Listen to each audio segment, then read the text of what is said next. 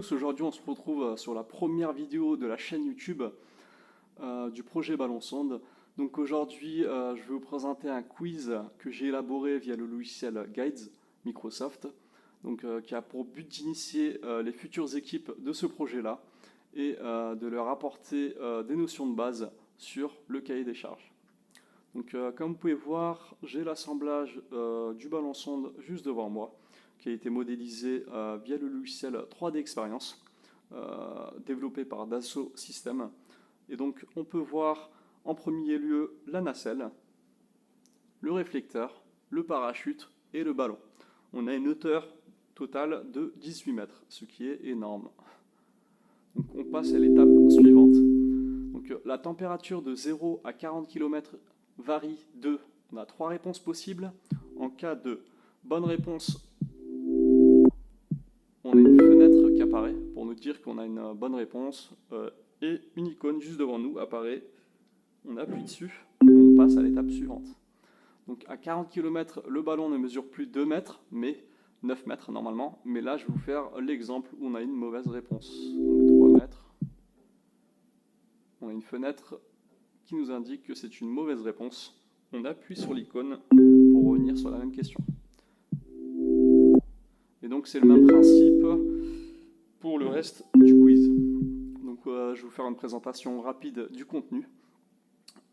Donc la quantité d'hélium dans le ballon est choisie en fonction du poids de l'assemblage.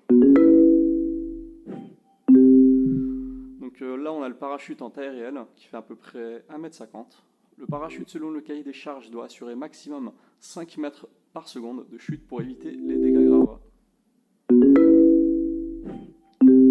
Le réflecteur radar permet d'être repéré et amorcé, repéré accéléré, repéré équilibré. Donc c'est bien sûr d'être repéré par les avions et amorcer la chute.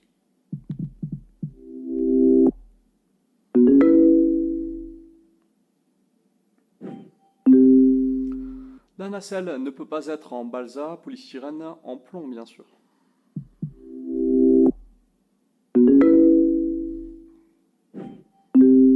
Donc le Stratocat, c'est l'enregistreur de données qui est juste à côté du traceur GPS, donc ici,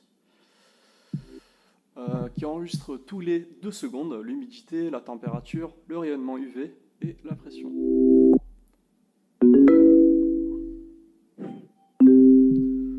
Le spot trace sur le couvercle qui est connecté au réseau satellite Globalstar permet de localiser la nacelle et non de prévenir les avions.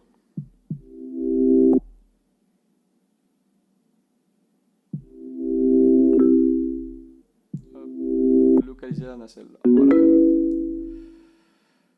Félicitations, vous avez terminé le quiz.